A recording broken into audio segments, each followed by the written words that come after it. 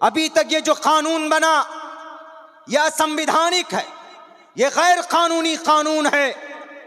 भारत के संविधान में आर्टिकल नंबर 26 में लिखा गया, कहा गया, freedom to manage religious affairs, to establish and maintain institutions for religious and charitable purposes. जो सदका और खैरात की चीजें हैं उनको इजाजत है। कोई भी मुसलमान अल्लाह के रास्ते में जमीन देना चाहता तो कोई योगी मोदी नहीं रोक सकता उसको, कोई अमित शाह कानून नहीं बना सकता उसको, क्योंकि उसके नबी की जिंदगी में ये तारीख मिलती है, नबी की जिंदगी से ये सुन्नत के सदक़े में उनको ये चीज मिली। अल्लाह के लिए कोई कुर्बान करता, जमीन वक्फ करता है तो अल्लाह के लिए करता, जमीन अगर कोई मस्जिद में देता है तो अल्लाह के लिए देता। जमीन हमारी है, हम दान करते हैं, आप कौन होते हैं रोकने वाले? लेकिन रोका जा रहा क्यों? जालिम बादशाह मुसल्लत हो गए, जुल्म करते हैं। जुल्म करना बहुत बड़ा पाप, बहुत बड़ा पाप वेदों में मना किया गया। 7वें अध्याय 8वें अध्याय के 99वां मंत्र में मनुस्मृति में कहा गया, राजा तू धर्मस्य तू स्यात् प्रजानाम चोपकारका। ए बादशाह, ए राजा, राजा तू धर्मस्य तू स्यात्, तुमको गद्दी मिली, कुर्सी मिली, तुम बैठे हो गद्दी पर तो सुनो, तुम्हारा मजहब इंसाफ होना चाहिए। यानी तुम्हारा मजहब न हिंदू न मुस्लिम, हिंदू मुसलमान नहीं होना चाहिए। अगर कोई सीएम या पीएम हिंदू बने कि मुसलमान बने, उसको ऐसा नहीं फैसला करना चाहिए कि अरे ये हिंदू है, ये मंदिर वाला है, मुस्लिम सीएम है तो उस हिंदू के मंदिर और पूजा करने पर जुल्म ज़्यादती नहीं कर सकता। क्यों?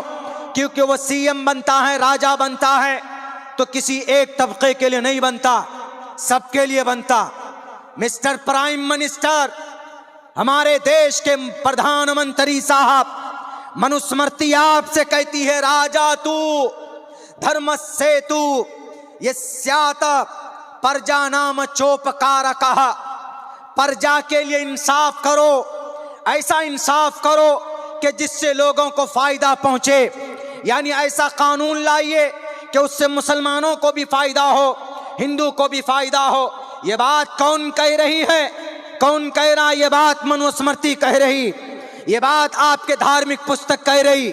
लेकिन आप कानून बनाते हैं मुसलमानों के लिए अलग, हिंदू के लिए अलग कानून बनाते हो।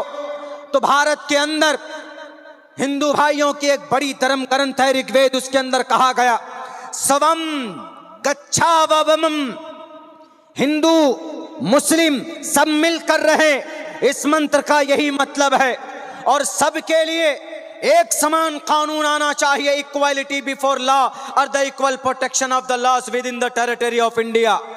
ईद की नमाज की बात आएगी, हज्जतुल वदा, जुमे की, अभी रमजान में जुमातुल वदा पढ़ते हैं आखिरी जुमे को, और वो बहुत से लोग अलविदा जुमा पढ़ते नाम से, हालांकि अलविदा जुमा के नाम से शरीयत में इसकी कोई वो नहीं, यानी आखिरी जुमा पढ़ते लोग बड़ी तादाद में आते हैं।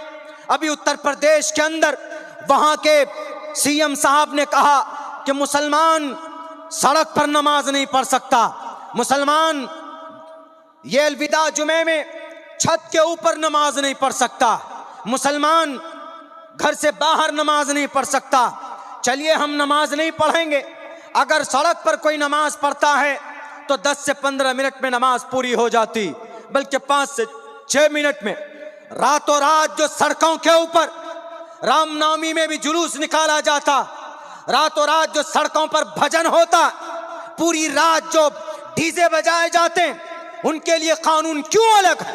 भारत के मुसलमानों के लिए कानून क्यों अलग?